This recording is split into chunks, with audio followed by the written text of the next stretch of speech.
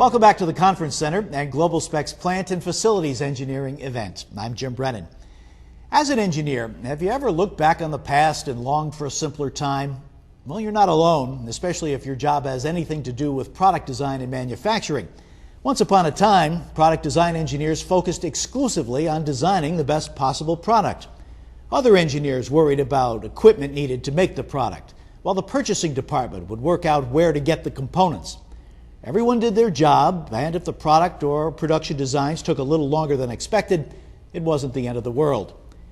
Today, the time between a back-of-the-napkin drawing and the first sale is more likely to be counted in months or even weeks rather than years.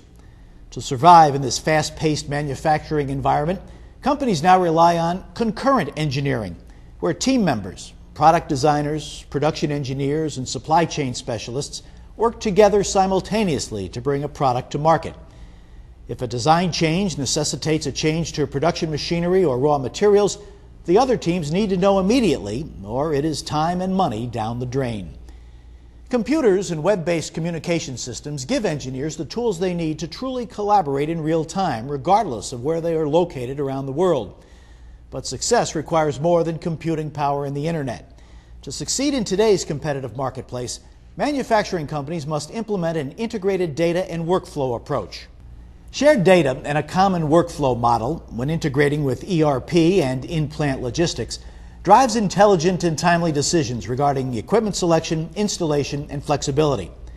Connecting product design to shop floor work orders and all the process steps in between is the specialty of our next speaker. Before I introduce him, I would like to remind you that you can submit your questions at any point during this presentation by using the Enter Questions and Submit button that's at the base of this video console. You can also open up a copy of the PowerPoint by clicking on the button labeled Download PPT. Now, our next speaker is currently directing development of a new series of software applications that addresses integrated line balancing, work instructions deployment, and internal logistics planning for mixed model assembly plants. Please welcome Dave Sly.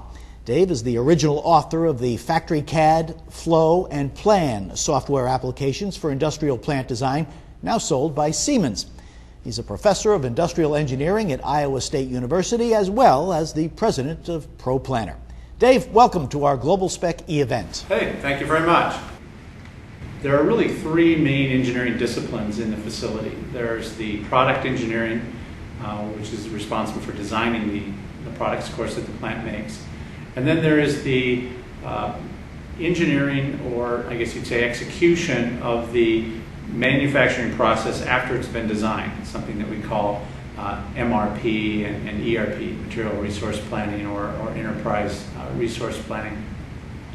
Both of those areas, the product design, the CAD and CAM and PDM, or Product Data Management Systems, have been around for a long time and are very robust. The software is robust, the business processes are robust, and in general, the process of designing products is fairly efficient. We could say the same really about running the facility, although of course a lot of people might discount that. But the fact is that the receipt of the production schedule, the execution of ordering parts and the lot quantities of those parts, a fairly mature discipline, and there's a lot of software and business processes necessary to support that.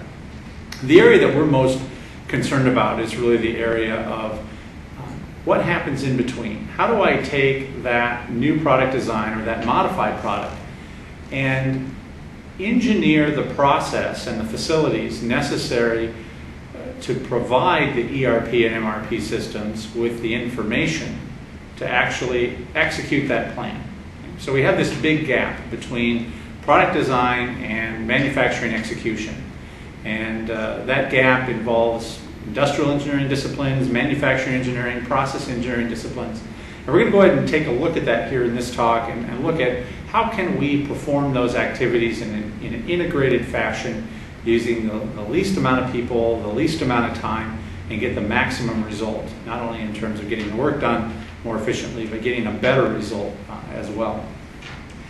You can see that today with this slide we're showing that a lot of process engineering is being done on paper or separated Excel spreadsheets.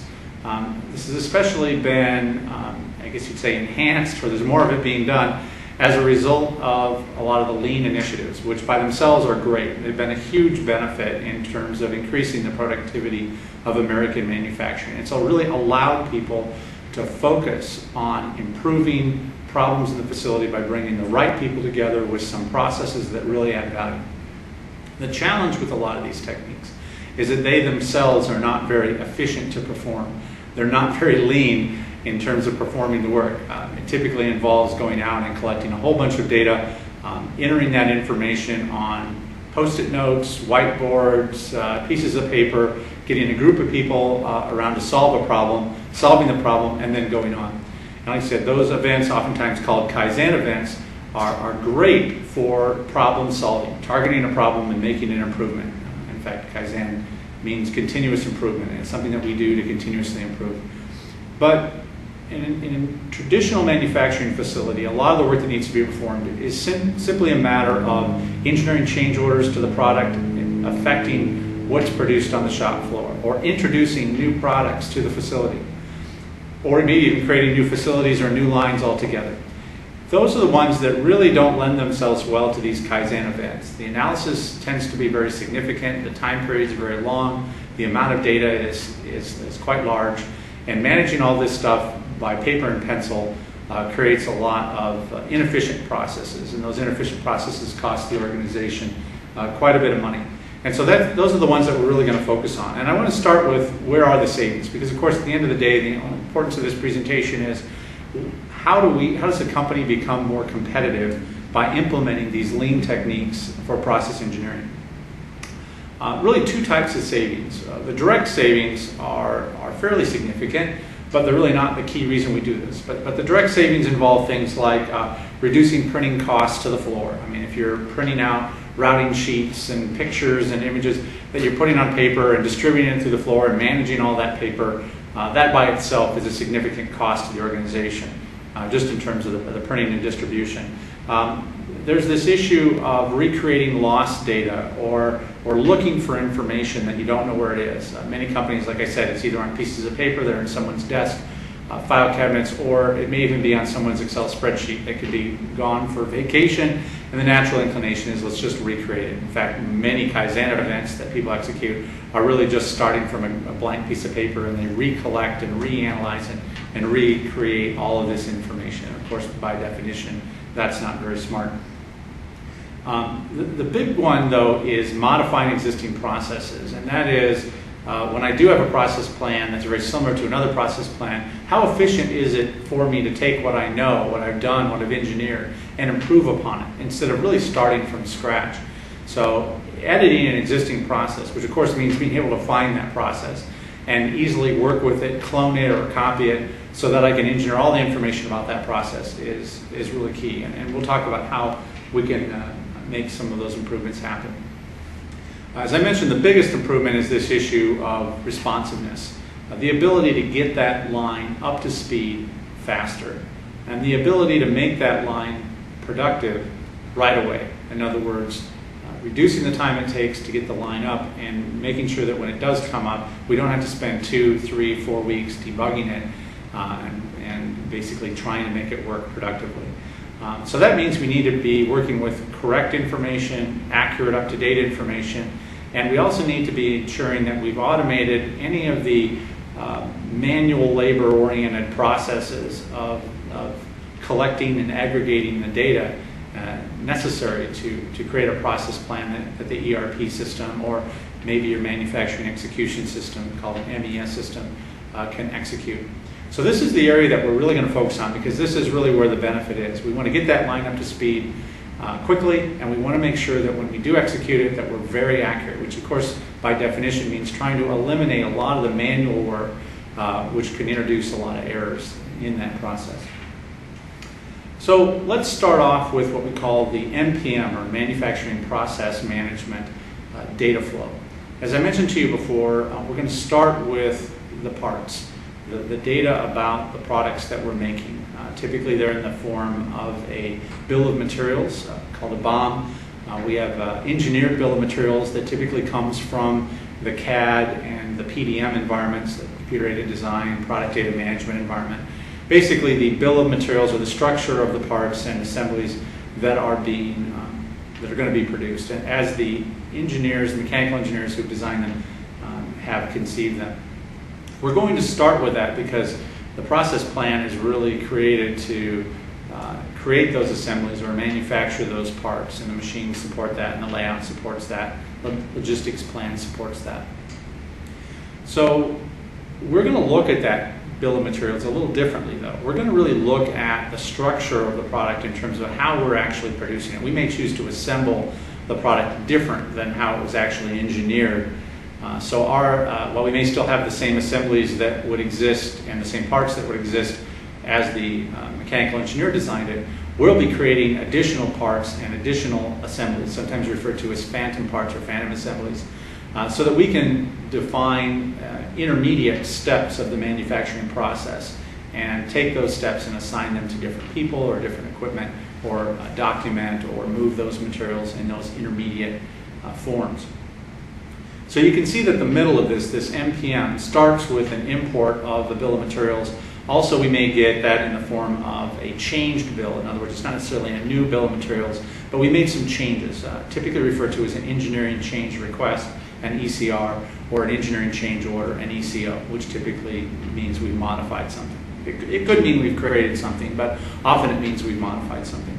So we're going to bring these change orders with their associated bills of material into the process planning system, and we're going to define the process around that. And that's going to start with a routing. That's the top level, which really of the process plan structure. The routing is responsible for creating the end item, that end assembly or that end product that we're producing in this process. In that routing, we have operations, and operations are essentially collections of tasks. We'll call those tasks activities for right now. And those activities are actually the work that we perform. Okay? So the elements of work, such as inserting bolts or aligning pieces of material, even an inspection could be an activity. And the collection of activities performed in a workstation typically create what's called an operation. Now, it's possible for operations to exist across workstations themselves, but often these operations are co-located to a particular area in the facility with one or multiple people who are responsible for them. I would say it's more common for an operation to be performed by a person. An activity then becomes the smallest amount of movable work. So I might say inserting the bolt into the threaded hole for a bracket would constitute an activity, because I could do that in different operations. But simply picking up the bolt, that's what we call an element. That wouldn't be something that we could move to another station on its own. We could move the whole task of inserting the bolt, but not just picking up the bolt. So elements are one step below an activity. They're really definitions of work that an operator performs, but by themselves, they're not really separatable or movable from the activity. Now, the reason I'm spending time on this issue of the definition of a process is because the activity then becomes a pretty important piece of information. It's really the center of the data management that we're going to do in lean process engineering. We're going to focus on defining activities, as I said, as the smallest amount of assignable work, so that we can create a data management environment that allows us to move activities around and have all the information associated with them and move with them. Things like the work instructions about that activity, things like the time the activity takes, the safety equipment required, the tools required, and the parts that activity consumes. So if I do put a bolt into a bracket, I'm consuming that bolt with this activity, which means that wherever I choose to do the activity, the bolt needs to exist. And if I need a wrench to put that bolt in, to tighten that down for that bracket, then the tool of the wrench also needs to be in the same place the activity is performed. So we've created a little piece of information, a data element, an activity, and we've associated really quite a bit of information with that we're going to carry through the process in a technique we call line balancing, which we'll look at here in just a moment. Now, once this process plan has been authored and it's been validated that it's correct, then we will release that process plan, that routing, with its associated tool information and part information, along with the bill of materials that we're essentially consuming to create the end item, that which we're producing with this routing. We're going to send all that stuff to the ERP system and the MES system so that they can execute that on the shop floor. There are a couple of things that we'll do that are somewhat execution oriented, such as producing work instructions for the shop floor so that the operators know what to do, or defining the logistics information about the parts that we're moving within the plant, called in-plant logistics. We'll be defining that also as process engineers, and that'll be then the core of what our output represents that the ERP systems consume and run the plant. So it's all of this stuff that I just described that it really makes up process engineering. And there is a very logical workflow here. There's a very logical relationship between data that we'll be talking more about in this presentation. One of the other things that I think is important to mention about these activities is that we also have applicability, such as the models of the products that these activities are used in or the options. And I want to say that applicability is very important because all too often companies look at each product that they make independently and say, well, here's a task I'm going to perform for this model of this product. When in reality, that task may be performed for 4 or 5 models in many different products. But they don't organize their information in such a way that they can reuse that knowledge, that intelligence, that activities definition, and all of those activities attributes. And this becomes even more important the more we hang on the activity. As I mentioned, if we're doing time studies for the activity, if we're defining tooling requirements for the activity, if we're creating a parts consumed list for the activity, ergonomic studies for the activity, the more we put on the activity, the more important it is that that activity is shared throughout the organization across all the places it's needed. Otherwise, the amount of effort that would go into manage so much redundancy in your engineering effort would simply be unmaintainable. In fact, it's a lot. The reason why this isn't done more often is a lot for exactly that reason, which is that people and organizations tend to put more effort in creating the information than they do trying to manage or reference the information. And then that just makes the information that they create less valuable because it's less leverageable, and therefore they tend to put less on that activity. They don't document the work instructions very well. They don't go into the detail on the tooling requirements because, once again, they don't have time to do that for every single activity in the plant since they're not sharing anything. So let's start at the very beginning of the process again, and let's look at the parts. How do we reference the parts in our process plan? Well, as I mentioned, we have an MBOM, a manufactured bill of materials, and we have an EBOM from engineering called an engineered bill of materials. Now, we're going to be associating the parts in the manufactured bill of materials, or the MBOM, to our process plan. We're going to basically be authoring those relationships.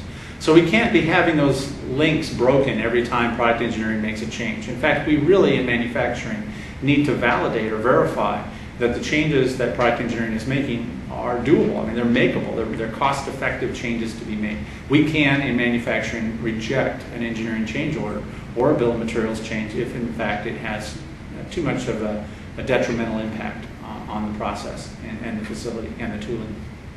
So one of the first things we do is we go through a process that you're looking at here, which is an EBOM-MBOM reconciler. It essentially allows us to import a new engineered bill of materials, compare it to the prior, if there was one, manufactured bill of materials, and the software automatically highlights all the differences between the two. At that point, I can accept those differences, automatically apply those EBOM differences to the MBOM, and then deal with the downstream ramifications of those differences. Or once again, I can choose to question those. The kinds of differences we're looking at is possibly something as minor as a version change on a part that doesn't have any impact really to its downstream manufacturability. Or it could be a lot of new parts being added or a bunch of parts being removed, which could greatly affect, of course, the work instructions, the part requirements at the station, and a whole bunch of downstream tasks. So this is really where it all starts. It starts with the parts. We bring this EBOM in, we bounce it or reconcile it against the MBOM. We update the MBOM manually because these are decisions that need to be made by the engineers, the humans.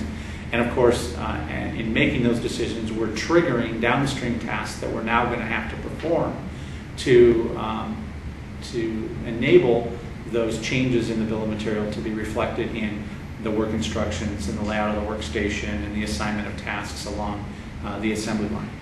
The next task that we have is the task of defining the process itself. I call it the process of process engineering. And in this process, we have to do first the time estimation and the definition of the operations and activities that allow us to make this particular assembly or product that we're making. We'll talk about time estimation and routing definition here right away. Then we're going to have a bunch of activities with time and tooling requirements and part consumption requirements that we're going to need to assign somewhere. This is where the where comes in, where the facility's layout issues come into play. And so we're going to go into a line balancing exercise and define where these tasks belong and how to make those efficient decisions in a mixed model production environment. After that, we're going to have a set of tasks that are assigned to a station, in fact, maybe even assigned to an operator station. And we're going to need to define then the work instructions, the task descriptions for that operator so that they can perform those tasks. And once again, most assembly lines and facilities are set up to produce a wide variety of things. And so the more variety that we have, the more flexible and efficient we need to be in creating those work instructions so that that operator knows exactly what to do for the particular product they're working on. Then we're going to go into the materials logistics. We're going to look at how do we get the parts needed by that operator to those stations, and where do we put those parts in the station, something we call line side presentation. So we'll look at that. And of course, once again, a change to the engineered bill of materials, it's going to affect the manufactured bill of materials, it's going to affect what parts that we're actually going to need placed and delivered to that workplace. And then finally, of course, the overall design of the workplace, not just the line side presentation of the material, but also the layout of the tools and the layout of the workplace, in particular if there's walking involved by the operator. Once we've done all those tasks as a process engineer, then of course we're ready to release that process to manufacturing to actually be executed. So let's go and start at the time estimation. Where does the time come from? Well, one of the big trends in time estimation right now is video-based time estimation. In the olden days, we used to do stopwatches, or we used to time it on Palm handheld devices, little Palm pilots that we took out to the floor. And that allowed us to define time. Sometimes we also use something called a predetermined time system. It's like a language of work, or if you're a machinist, call it a CAM file for the human, a computer-aided machining file for the human. But it's a series of codes or instructions that basically say, I'm picking up the part, I'm setting down the part, I'm walking with the part.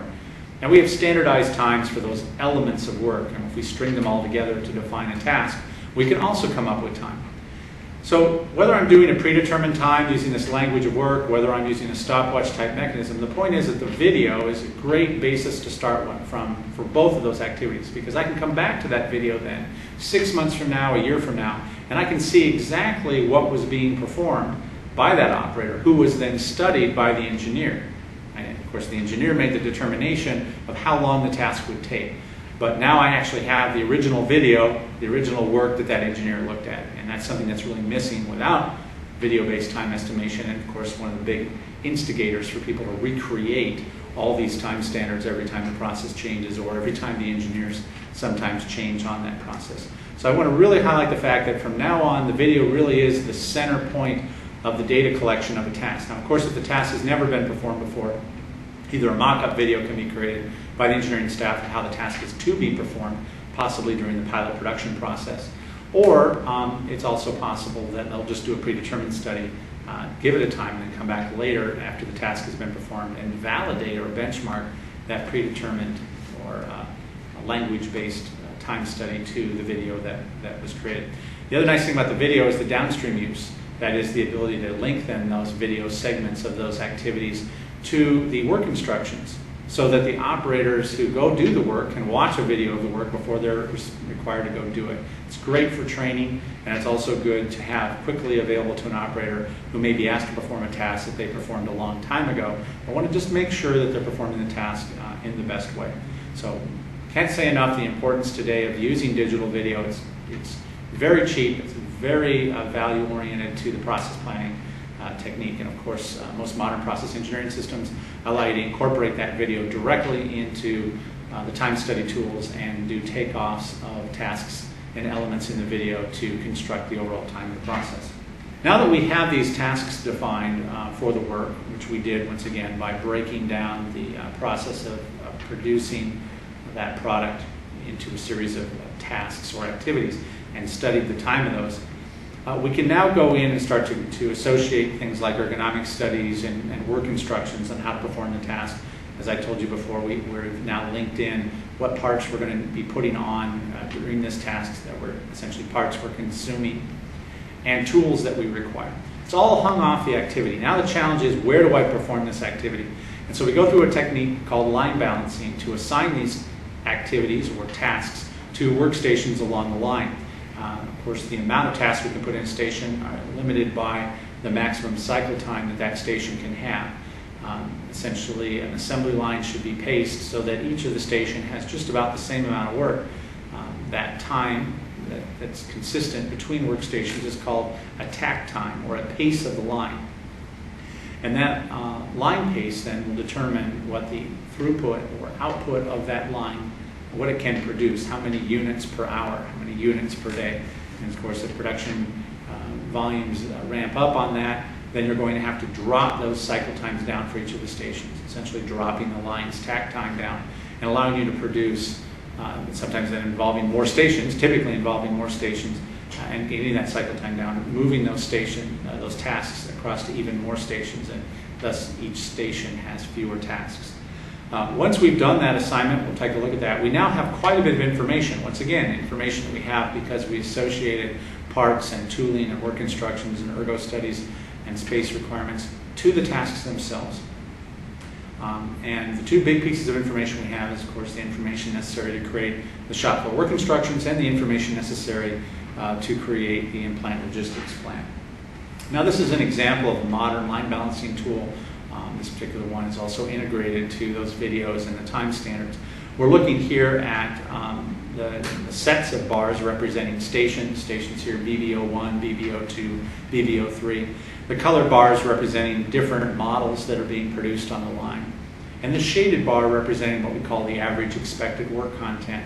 Now, you'll notice that, for example, in station BB01, the shaded bars are all above that red line. That red line is the expected cycle time of the station, or as I said, the takt time or pace of the line. And that really just represents the fact that those colored bars represent not just the time to make a unit, but the worst possible time to make that unit or that model, including all potential optional work that might occur. Because not every model is going to have all of the options on it. But if it did, that's how much time it would take up. So then we're going to apply some probabilities. What is the probability, or what is what we call the take rate? The percentage of a particular model that gets these options. And when we apply those percentage, we get what's called a weighted time, a time that you can see down here in the spreadsheet view below those charts. So the weighted time is a probabilistic time that that particular option is going to take due to the fact that it doesn't occur for all models. And it's that weighted time that's really used to create what we call the expected or mathematical average or mean work content for that station, hence its average cycle time. And that's what's shown by the shaded bar. So in a mixed model line balancing example, we're going to need to be able to look at worst case scenarios, and we're going to want to look at average case scenarios, because it's the average case scenarios that we're actually going to do the line balancing exercise around. At this point, it's a matter of moving tasks forward or backward, essentially moving them into other stations, and evaluating the impact. Of course, this tool allows you to graphically drag and drop those very easily. More importantly, of course, it also contains algorithms that you can employ to help. In other words, here, give me an initial alternative. The software will automatically create the best scenario it can. And from there, the human, the engineer, the process engineer can make changes as they wish to improve the process even further. There are no optimal algorithms to these problems because they're just simply too complex, even for modern computers to solve. But modern computers can usually get you 80, 90, maybe even 95% of the way there. So a few minor tweaks will let you finish the process up nicely. One thing you also notice is on that spreadsheet view here in the bottom right, we're also listing the resources or tooling required and the parts required for those tasks. So we now have a list of all the tools and all the parts needed for that particular workstation just by doing the line balance. Now, for line balancing to work effectively, we really need to define the sequence of events that can occur to produce this product. There actually, initially there's a precedence of events, and then there's a set of sequences that comes out of that precedence. Precedence is essentially the order in which the tasks can be performed, not that they are performed. So if I have 3 or 4 tasks that could be performed in any order, those tasks will be shown in the diagram in parallel. In fact, you see a couple of parallel streams right here in the yellow bubbles on the bottom of this slide. Those tasks are essentially in parallel. Tasks that have arrows connecting to the right and left are serial. That means that one has to be done before the other. Now, when I have a lot of parallelism, I can create many different possible sequences of events. At the end of the day, unless the line itself has parallel routes, which most don't, this product is going to be produced in a particular order, a set of tasks performed in a particular order, and that is called the sequence. Now, of course, we could just start by default and taking a list of tasks as they were performed today, putting them in a big list, creating a default sequence, and doing our line balancing. And unfortunately, that's how a lot of people do line balancing today in Excel, because even that's difficult to do. But you lose out on a lot of potential opportunities for process improvement if you don't consider the parallelism that might be there, which means that I might be able to do this task ahead of that other task. And by so doing, I might just be able to get this task in the prior station and do a better job of increasing utilization of the station. We're typically finding that by looking at precedence and allowing the system, the software, as well as the engineer to improve the assembly's line balance using all the parallelism knowledge that they have, we can get another 5%, sometimes 10% of productivity out of that line. In other words, 5 to 10% more output with the same people. In today's competitive environments, that's pretty significant. This also shows an example of a type of precedence definition called clustered precedence. As I mentioned, precedence can be difficult. There's no doubt about it that it's a piece of information that's very valuable to the organization because it says this is the order that this product can be made in. But it's a piece of information that is sometimes difficult to document because there really are so many tasks and there's so many ways they may be able to be performed. So we've invented a technique referred to as clustered precedence, which allows people to define precedence in zones or clusters of the process, and then define the precedence between those zones and clusters. This is much more efficient to author and manage than just sitting down and trying to define the precedence for 1,000 tasks all at one time. But if you could sit down and define the precedence, 10 people could sit down and define the precedence for, let's say, 100 tasks, that wouldn't take that much time. And then it's just a matter of defining the precedence between those 10 clusters of tasks. So clustered precedence is a great invention that really allows the definition of precedence and subsequently sequence to be done efficiently and effectively. The other thing I want to say about line balancing is it isn't just about task assignment. We've talked a lot about that, but it is about defining then or charting and reporting the tooling that's required in the station, the parts that are required in the station, the space that those parts and tools take up in the station, as well as any ergonomic issues that may result by combining those tasks together. For example, most of the ergonomists would agree that you can't have a set of tasks in a station that are performed above a person's shoulders for more than 50% of that person's work cycle. In other words, I can't have a person working above their shoulders for their entire work cycle. That's not ergonomically effective. Other constraints that people often discuss are maybe no more than 5 or 7 presses or twists or connects per minute.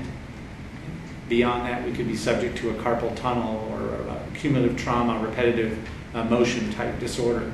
So we want to identify whether the tasks do involve work overhead, whether they do involve maybe heavy lifting of parts, maybe they do involve presses and twists and connects, so that we can add those up and identify the potential ergonomic risk and hazard by those tasks being in the station. Another thing that the lean practitioners like to focus on is the value-added, non-value-added, and also non-value-added but necessary work that may be performed in the station. It's how much of that station is value-added work. It's really moving that product towards something the customer wants to buy versus non-value-added work, things like walking or restacking the boxes or possibly taping something off that really is just an inspection capability. So we really want to make sure that we're identifying how much work is being performed in a station that's value-oriented so that we know which stations we can perform our Kaizen events on and try to improve even further. But being able to capture this information within the line balancing system and report and aggregate this effectively is a great advantage. And the final thing I'll say about the reporting here is the ability to do what we call current and future state analysis. It's great to be able to know that in a new line balance, here are the tools and the tasks and the parts that I'm going to do in a station. But it's even more valuable to know how does that compare to the tools, tasks, and parts that I had in the station. In other words, what is it that I need to change or move in order to make this new station happen? And so the ability to do these comparisons of current and future state and generate a differential report so that materials handling can make their appropriate changes so that industrial facilities can move the tooling as required are tremendous aids in speeding up the time it takes to go from having a line balance to actually making product. And also, since it's computer generated, removing the human error that often goes with forgetting, oh yeah, I forgot I moved that part, or yeah, I need to move that tool, and then having to expedite or do that at the last minute when you're trying to produce a quality product. One other topic related to line balancing I'd like to mention is sequencing. Sequencing is something that a lot of people consider line balancing, but it really is something a little bit different. Sequencing is the introduction of product to a line that has been designed and is operational. In other words, in line balancing, we're assigning tasks to the stations, but we're not moving those tasks between stations on any given day. We're always performing those tasks in those stations, and those parts are in those stations, and those tools are in those stations. But in sequencing, it says we may choose to introduce this model, and then this other model, and then this other model, and then go back to the first model again. Or we may run all of one model and then all of another model, right? Those are decisions related to sequencing. And sequencing has its own particular set of issues in terms of analysis that allows us to run the system even more efficiently. I think the one thing that I'd like to say about sequencing, though, is not only is it different than line balancing, and the terminology I think here is very important to state, when you're doing sequencing versus when you're doing line balancing. But it's also very important to recognize the value of the line balancing data being available to the person who's doing the sequencing. In other words, a person doing sequencing wants to know, by introducing this model with these options to the line at this time, which stations are likely to overcycle. In other words, which stations am I likely to have more work in than the takt time allows? And when is that going to happen? Because that allows me to then float workers along the line and put the right people at the right place at the right time so the line can maintain its pace. The only other option to that is to just simply design and staff the line to the worst possible model you ever make, even if you only do that once a year. And of course, that creates an immense amount of waste. On average, we're looking at around 30% extra labor required for lines designed that way versus lines designed to what we call average content and then use floating workers. So you clearly want to design for what we call the mathematical average content and float your workers, but to do that, you need to know in advance of the day which of those stations are likely to overcycle and when, so that you can have the right people there at the right time. But those are all the advantages of sequencing, using the detailed information available from your line balancing study on the shop floor. Now we're taking a look at a shop floor work instruction. Work instructions have changed a lot over the years. Of course, the trend today is electronic shop floor work instructions, and once again, using this detailed information that came from line balancing. So I do have pictures of the parts, and I do have CAD drawing data available to me, and I can make that available to the worker on the shop floor. I can combine that with textual descriptions of the work. I can link in the videos that I took when I did the time study, okay? Reusing that information. Of course, I have the list of parts, and I have the list of tools that I entered at the line balancing stage that are now miraculously here in the work instruction, right? It's something I don't have to add later. And as you can see in this particular case, we also have hyperlinks that go to that information so that if there is a problem with a part or a tool, an operator can quickly select that link, make a note, and the appropriate issue is logged and sent to the appropriate people for immediate resolution. So it really is a bi-directional communication. Now the key here on work instructions that I want to say is that if you're especially a dynamic organization with a lot of variability, you don't have the time to be creating shop floor work instructions for every process you make and every product that you make. That redundancy is simply not cost effective from an engineering perspective. So the focus here on process planning in lean context is, once again, associate the work instructions to the task. Define which models and options that this task applies to, models and options of your product, also referred to as variants. And then the software can automatically generate a work instruction, giving nothing but a list of models, or a model and a list of options, and then the station you're at. As a result, the software now knows every activity that's assigned to that station, and it can filter those activities to only apply to that model with those specific options, therefore creating automatically a custom-generated work instruction for that exact product that operator is working on, with no extra effort required by the engineering staff. That is absolutely critical in lean process engineering. So again, you can't be sitting there in front of Excel or Word or PowerPoint creating these static documents for every possible combination you come across and then expect those to be quickly updated with every process change, or to expect them to even be accurate. And of course, if they're not quickly updated and they're not accurate, then production won't move quickly and it won't move in a quality fashion. In other words, you'll produce products with errors because your instructions are off. This is also an area that you simply can't keep pace with using paper. This is something that electronic work instructions really provide. And modern work instruction tools do this deployment through Internet Explorer, shop floor website.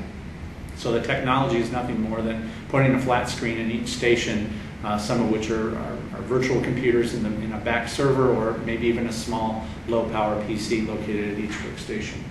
This is an example of how those working stations might be arranged. It's in a larger production facility where the actual 42-inch monitor is placed, hung from the ceiling.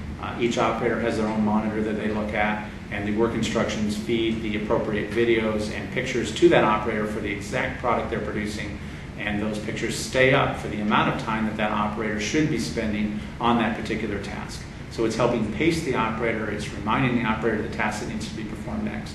In addition, if a particular task has been changed by a process engineer recently, since that operator has maybe performed the task, then that screen will flash in yellow, highlighting to that operator that they need to pay special attention to this particular step because it has changed since they last performed it. Once again, immediate information to the plant, electronically distributed without human error, and improving the quality of the product without delaying the introduction of that product to the line. This same information is sent to logistics. Remember, whenever we change the assembly line, we are now moving where those parts need to be. And that process is another one that's continuously done poorly because it's done manually with Excel spreadsheets of part lists and bills of material that aren't dynamically reconciled every day to the engineering change orders. As a result, the parts list that people use to define what parts need to be in which station are out of date. They don't get the right parts in the right place, and the first few weeks of production go pretty rough because of that exact reason. And there's just simply no reason for that today. It's a very expensive mistake to make, and it's very easy to eliminate. So by synchronizing, of course, the in-plant logistics requirements, that is what parts are needed at which station, to the engineering change order process that we just went through the line balancing technique, we immediately get an accurate list of what parts need to be at which stations. Combined with a PFEP database, a plan for every part database, which indicates whether that part is logistically managed through a Kanban mechanism, where we have a 2-bin container system that essentially cycles back and forth for common parts like nuts and bolts and brackets, or whether that part is provided to the line in the form of a kit, where in the back room, when that build list is issued for that particular product on the assembly line, that in the back room in supermarkets, kits are made of all the parts needed to make that exact unit, and that they are delivered to those stations and labeled with respect to the unit that those kits are appropriate for. That then will provide the exact pieces that operator should be putting on the vehicle. Of course, the operator also has a list of the pieces that they should be putting on. It's another great double check that yes, indeed, the right parts are being put on the right vehicle. The nice thing about kits is that they eliminate the need to have a lot of material in the station that you don't need at this particular point in time. Really, the only material that you should constantly store in the station are those hardware items or common brackets that, once again, can be logistically managed with a Kanban system. So whether we're dealing with kits or whether we're dealing with Kanban, the point is that we can transmit that information after the line balance electronically to the barcode systems to allow the in-plant logistics system to immediately respond to those new part delivery requirements. It's an example of a barcode system with a intelligent palm PC that's on a person's wrist, very common now. The barcode scanner is actually a Velcro strip on the finger, and people can very quickly select what they're working on, what they're picking, what they're pulling to the line or from the line. Now, the one nice thing also about these barcode-driven implant logistics systems is that we're still using the techniques of Kanban and kitting to manage part delivery. We're not having the MRP system tell us that we need this part now. We're letting the operators, through the presence of empty containers or through the presence of a part pick list, define when they need these parts at that station. We're simply using the scanning technology as a way to track the performance of the system. And if there is a problem, such as we run out of parts in the supermarket or somebody accidentally loses a Kanban container, that the monitoring system is able to alert us to the problem before it impacts the line's performance. In other words, shutting down the line. So these Kanban tracking and e-kitting systems, called e-Kanban and e-kitting, are critical tools today in keeping that the right parts at the right place at the right time within the facility and responding once again to changes to the line brought off by process changes or engineering change orders. Finally, we get to the area of workplace design. In workplace design, we're really looking at, some people refer to spaghetti diagrams or 5S analyses, where we're looking at how do we improve the layout or work content of this workstation. Now remember, in this lean process engineering system, we have an operation with a set of activities that very clearly defines the work being performed, where the work is performed in the station, and how long the work takes. Of course, we should have a CAD layout, typically AutoCAD, of the workplace. We're able to automatically diagram these workflows and have the software compute travel distances and travel times. This allows us to, once again, in advance of that workstation existing, make critical improvements to the performance of that operator, especially if there's a lot of walking involved, and reduce that cycle time as much as possible to, in particular, walk-oriented tasks, which are inherently non-value oriented. I will say that one of the challenges of an operator walk analysis is that walk time in some workplaces, especially for large products, can be a significant part of the cycle time. Yet when we assign the work to the station, we don't know what that walk time is going to be, because we obviously don't know the layout of the station, because we haven't finished assigning all the work to that station. So it's a bit of a chicken and an egg problem. And so what we typically do is we start off by assigning work to stations where that work content just includes the value-added work, that is the assembly work. Then we'll go back and we will leave a little buffer in there for walk time. We'll go back and do a walk path analysis, typically in a computer system, of how much additional time do we need to add to the cycle time of that productive work to account for the non-productive or non-value-added walking. We can then add that as an additional item to the cycle time of that station, make sure we're within takt time and move on. If we're not, we're obviously going to have to go back to the line balancing exercise a little bit and make some adjustments by moving tasks around, or we're going to have to find ways to better engineer that process or that workstation so that we can meet the takt time requirements. Finally, we have people workflows that we have to keep in mind. As I said at the very beginning of the presentation, we have a product designer that is changing the products, creating these engineering change orders or engineering change requests.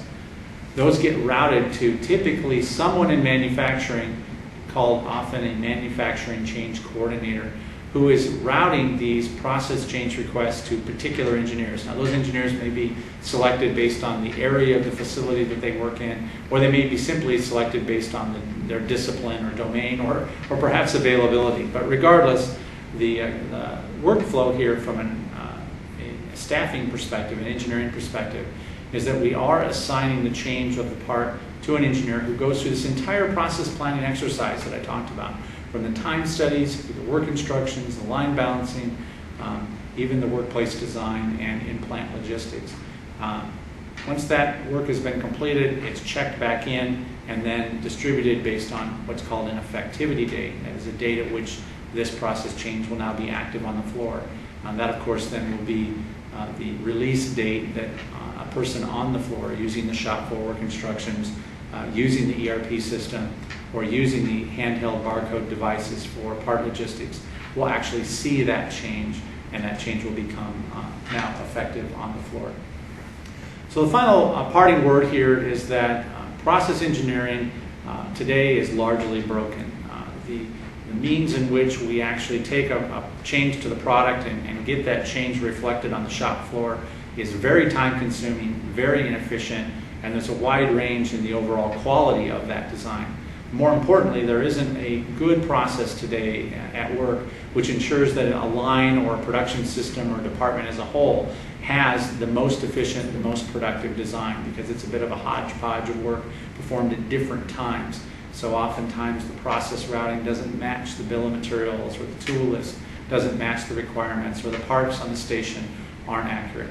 If we can focus on that and we can fix that with the same engineers, we can perform a considerably better job in process engineering. In other words, we can create a much more efficient production facility, and we can do so in the same time, or maybe even less time here, and get those new product launches done sooner and into production and out to the customers sooner.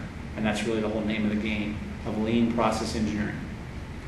Hopefully this has been beneficial to everyone, and certainly if there are any other questions, I'd be happy to address those. Well, thanks so much for that, Dave. And yes, we do have a little bit of time to squeeze in a couple of questions. The first attendee asks, how much effort is involved in converting to lean process engineering?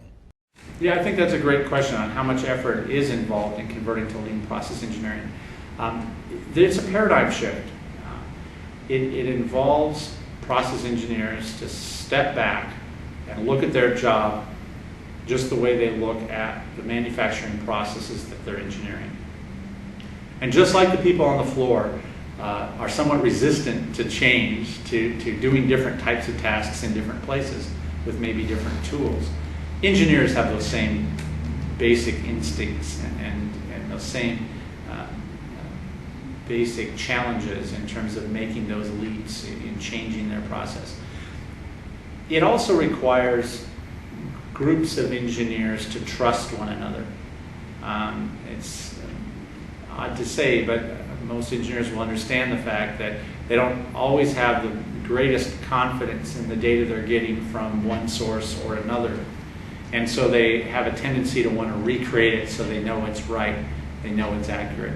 So by using manufacturing data management, we have to find a way to increase the quality and the trust that's going to require all engineers to do their job 100% correctly, because other downstream processes are relying on that information to be accurate and up to date now, because it isn't being recreated by others.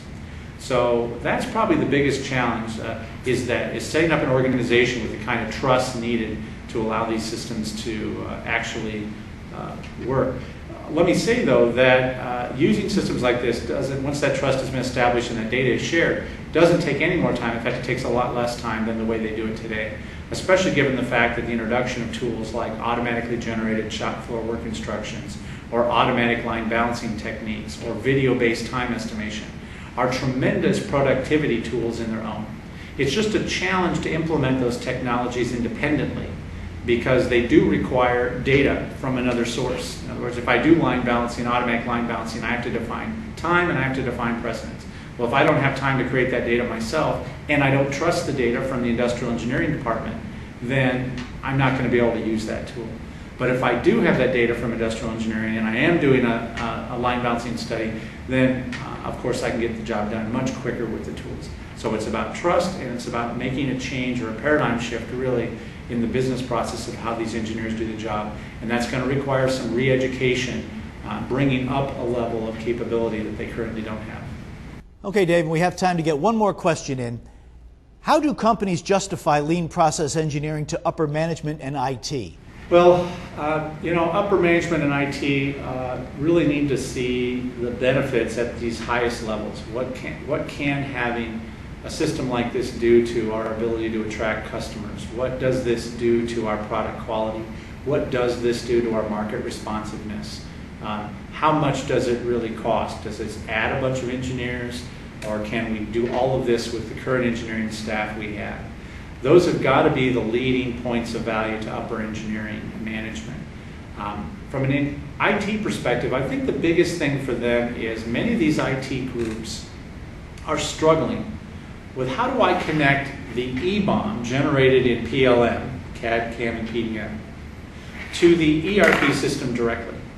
Okay, now it's just simply a matter, as you might guess, of taking a bill of materials from one system to another. Except for the fact, as we mentioned, that that bill of materials in the ERP system doesn't necessarily look just like the bill of materials in engineering.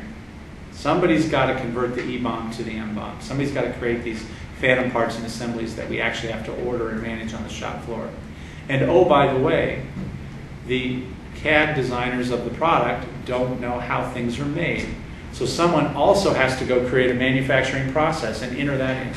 And so the reality is that you can't connect from an IT perspective the PDM system directly to the ERP system and get all the information needed for that ERP system to function.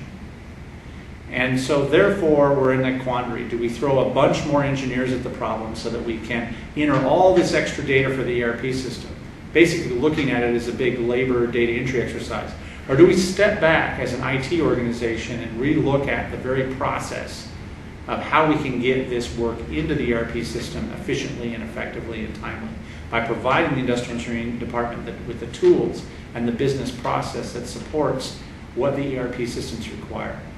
And finally, how do we improve the quality of information to the shop floor worker and to the material handler at a level of detail probably much more so, more detailed than what the ERP system really wants to know?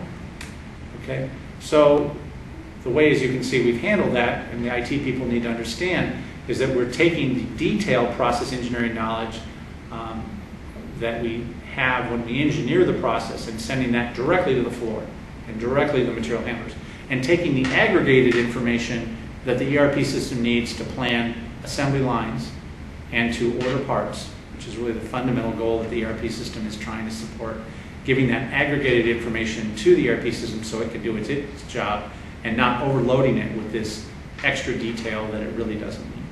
And so the IT people need to understand, and industrial engineering, process engineering, manufacturing engineering department is going to have to communicate to them how these things are different, how this business process really needs to work.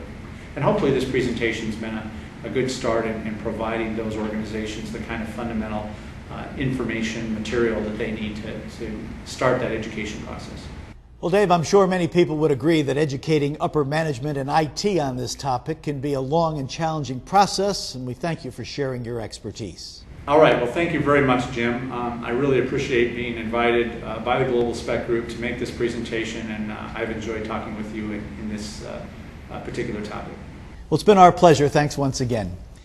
And be sure to join us again at 4 o'clock Eastern Time when we will be joined by Adil Shafi from Advenovation. He will be discussing how vision-guided robotics can improve your plant's bottom line. And you can stay up to speed every day with information delivered right to your inbox.